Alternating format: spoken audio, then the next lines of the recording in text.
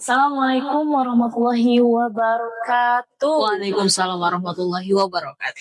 Selamat datang di podcast Titik Balik. Berjumpa lagi bersama saya Anissa Latifatul Afa ya. Dan di samping saya ini sudah ada narasumber yang luar biasa ya, yaitu Kak Dewi ya. Betul. Iya, Kak Dewi. Nah, Kak Dewi gimana kabarnya? Alhamdulillah baik, Anissa. Nah, jadi kita ini hari ini tidak akan bahas soal teori dulu ya, tapi kita akan membahas soal perjalanan hati. Masya Allah. Jadi perjalanan seorang manusia dalam spiritualnya lah. Nah, jadi langsung aja ya Kak Dewi ya, biar Langsung aja. orang-orang nggak kepo nih. Takut udah nunggu lama ya kan saya mereka. Biar nggak nunggu lama karena kan menunggu itu tidak enak. Ya. Betul sekali ya Allah. Nah, Kak Dewi kalau boleh kita mundur sedikit ya. Sebelum mengenal Toriko, seperti apa sih kehidupan Kak Dewi pada saat itu? Oke. Langsung di ini aja ya. Sebenarnya kehidupan saya sebelumnya itu terasa biasa aja. Iya. Karena mungkin ya sudah hal yang biasa seperti itu, jadi kayak terasa biasa aja. Karena saya merasakan titik di mana saya kebingungan, tidak punya arah dan tujuan ya kan di Kota itu setelah saya selesai sekolah menengah atas. Saya udah lulus, di situ saya baru merasakan kebingungan. Entah mau kemana, ataukah saya mau kerja di situ tuh posisinya, ataukah saya mau lanjut perguruan tinggi, atau bahkan saya sempat kepikiran mau nikah waktu itu kan. Oh iya, betul. Oh emang udah ada kalau dicari mungkin ada ya. Iya betul. Ya jadi tuh saya tuh kebingungan saya harus memilih jalan yang mana di antara jalan-jalan tersebut ya. Nah itu mungkin Kak Anissa, jadi saya tuh sebelumnya merasa kebingungan lah.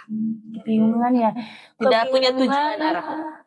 Tidak punya tujuan arah ya, mau kanan, mau ke kiri, mau iya, ke atas, ke bawah, mau terbang ya. Jadi nggak ada ya arah tujuan yang jelas sih ya kayak. Iya, kalau saya tahu, saya pernah dengar katanya Kak Dewi ini masuk Toriko Qadiriyah Naqsyabandiyah ya Kak, betul? Betul. Oh betul. Betul banget Kak Anissa. Karena kan banyak ya Toriko itu banyak kan, ada Toriko Qadiriyah, Naqsyabandiyah, ada Syattariyah, dan yang sebagainya. Kak Dewi ini tahu Toriko Qadiriyah Naqsyabandiyah ini dari siapa ya Kak? Apakah dari saudara Kak Dewi ataukah dari media sosial atau dari mana ya Kak? Kalau saya tahu Torikoh yang sekarang saya ada di dalamnya itu dari saudara saya Kak. Saudara siapa Kak? Saya sepil di sini aja mungkin ya namanya ya. Kalau barangkali saudara Kak Dewi lagi nonton. Oh iya betul banget. Namanya Diana Yusuf.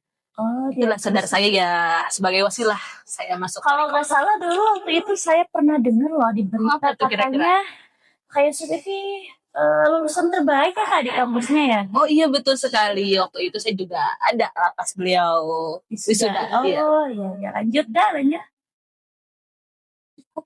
Jadi orang yang memperkenalkan Toriko kepada Kak ini Kak Diana Yusuf ya? Iya betul. Awalnya gimana sih kok tiba-tiba maksudnya mengenalinya itu kayak gimana gitu Kak? Oke.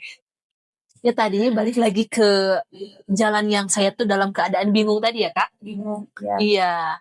Karena sebelumnya saya tuh akhirnya menemukan jalan tapi masih dalam keadaan ragu. Saya daftar kuliah di Sukabumi Kak. Sukabumi. Jurusannya itu manajemen dakwah waktu itu. Dan saya juga udah dites, saya udah lolos, saya udah terima. Tapi setelah saya mencari tahu, ternyata tempat lokasi dengan kan waktu itu saya pengen bukan sambil ya, saya pengen pesantren sambil kuliah gitu bahasanya. Ya. Jadi ternyata lokasi pesantren dengan kampus itu sangat jauh. Ada mungkin sekitar setengah jam lah. Jadi ya menguras waktu yang banyak ya. Nah, udah gitu. Akhirnya saya mempertimbangkan lagi, walaupun emang saya udah keterima, udah ya tinggal masuk lah gitu kuliahnya, udah dites dan sebagainya. Tapi saya mempertimbangkan lagi kalau pesantrennya ternyata jauh. Nah, saya tuh tidak sengaja di aplikasi Facebook saya melihat postingan saudara saya. Kak Diana. Iya, sudah selesai yudisium. Oh, iya, Yudisi. Dia dipoto lah sama teman-temannya. Saya iseng lah komen karena beliau ternyata jurusan komunikasi penyiaran Islam. Saya tuh agak sedikit tertarik mungkin ya pas ngelihat postingan itu, dan akhirnya saya nanya-nanya Kak sama saudara saya itu. Bertanya-tanya hingga akhirnya beliau menawarkan, ayo kuliah aja di sini karena pesantrennya ternyata dekat gitu Kak. Jadi Kak Dewi gak mau ngekos gitu ya? Iya betul, gak mau. Pesantren lah. Betul. Karena kadang kalau ngekos itu suka terlena lah. Betul sekali. Terlena sekali. Jadi saya tuh takut saya tidak bisa mengontrol diri saya lah gitu. Jadi kakak ini tahu Toriko dari Kak Diana Yusuf gitu. Nah waktu itu diajak kesininya itu langsung gitu Kak, atau kayak survei dulu gitu? Dan ternyata itu nggak survei dulu. Ya, jadi langsung gitu. Pertanyaan. Jadi kakak maksudnya ke sini itu survei dulu atau langsung kayak menetap gitu? Dan waktu itu tidak ada yang namanya survei dulu, kita nyari tahu dulu kan di sana kayak gimana. Ini mah langsung banget berangkat itu langsung netap gitu Kak. Oh, jadi udah sambil bawa barang-barang. Betul banget. Iya, nggak ada survei dulu. Biasanya kalau mau masuk Toriko itu dibayar dulu ya dengan ditalkin. Nah, Betul. itu gimana Kak? Gimana jadi awal mula kakak mau ditalkinnya itu gimana perjalanan? Saya singkat dulu ya perjalanannya, saya pergi dari rumah itu sekitar jam 8 pagi. Itu saya berangkat di tanggal 19 Agustus, dia di ulang tahun saya. Nah, saya berangkat dari rumah itu jam 8 pagi sampai ke lokasi yang dituju itu jam 17 atau jam 5 sore. Nah, setelah setelah Isya itu langsung ditalkin, diajak oleh saudara saya ke madrasah. Itu tempatnya di madrasah Kak.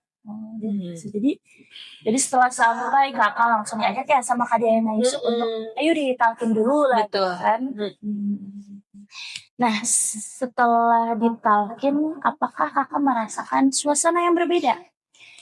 Atau perasaan yang belum pernah kakak rasakan sebelumnya, kayak perasaan tenang, adem, atau apalah itu? Pernah gak Kak? Pernah ya pastinya, karena saya kan sebelumnya merasa hampa, bingung, resah, tidak tenang. Dan setelah saya menemukan jalan, menemukan tujuan arah saya di sini, saya merasakan ketenangan itu ada dalam saya. Alhamdulillah. Dan setiap Toriko itu punya seorang mursyid, Kak, seorang guru pembimbing terhadap murid-muridnya. Nah, kalau di Toriko, kalau di Naqsyabandiyah ini, siapa Kak mursyidnya kalau boleh tahu? Kalau suka dipanggilnya ya Kak, ini nama panggilannya itu suka dipanggil tuh Abah Aos. Oh gitu. Kalau nama lengkapnya siapa Kak? Nama lengkapnya itu Syekh Muhammad Abdul Ghaus Saifullah Maslul Qaddasallahu sirrah. Masya Allah. Jadi beliau itu merupakan mursyid Thariqah Qadiriyah Naqsyabandiyah Muhammad Surya ya. Sinarasa. Masya Allah. Alhamdulillah. Nah, setelah masuk Thariqah, apakah rasa kebingungan kakak, permasalahan kakak sedikit mulai terjawab dengan seiringnya waktu atau malah bertambah rumit ya?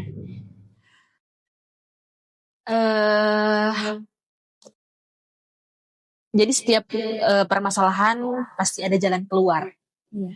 Nah, yang saya rasakan itu setelah masuk Thariqah, pasti setiap manusia itu ada ujiannya. Nah, ujian tersebut seiring berjalannya waktu selalu ada jalan keluarnya Kak. Jadi alhamdulillah setiap ujian selalu diberikan kesabaran dan bagaimana cara mengatasinya. Jadi yang tadinya kakak itu nggak sabar ya Kak, suka sering nangis, tapi setelah Betul. masuk Torikoh, Kakak sabar tabah dalam menjalani permasalahan Kakak, karena Kakak yakin kita itu udah mempunyai seorang guru pembimbing ya, Betul. jadi Kakak sabar, Kakak kuat gitu kan ya. Terus menurut Kakak seberapa penting sih mempunyai seorang guru mursyid? Yang jelas penting banget dan kayaknya wajib banget kita memiliki guru mursyid. Karena untuk membimbing hidup kita yang belum sampai ke Allah, kita harus bersama-sama dengan orang yang sudah sampai kepada Allah. Masya Allah. Iya. Hati saya merasa sangat tersentuh ya dengan perkataan kakak barusan.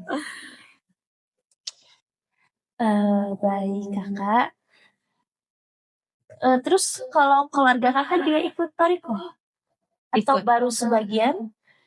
Ikut sudah, karena waktu ya kalau keluarga itu mencakup kakak-kakak saya dan orang tua saya yang sudah ditalkin ya udah dibaiat. Sebuah perjalanan yang luar biasa ya, dari kekosongan menuju ketenangan. Kakak, sebelum kita tutup podcast ini, apa pesan kakak bagi kita semua, terutama ya bagi para penonton di sana? Pesan dari saya, sebisa mungkin kalian harus memiliki guru mursyid, karena kita butuh pendamping untuk jalan hidup kita agar selalu terarah lebih baik, karena emang sangat penting banget kita memiliki guru mursyid. Itu aja kali Kak. Alhamdulillah. Terima kasih Kak Dewi sudah berbagi cerita di titik balik ini ya. Sama-sama. Sahabat, semoga perjalanan dari Kak Dewi ini bisa menjadi inspirasi bagi kita untuk mulai mencari jalan pulang. Saya Anissa Latifatul Akbar, pamit undur diri. Wassalamualaikum warahmatullahi wabarakatuh.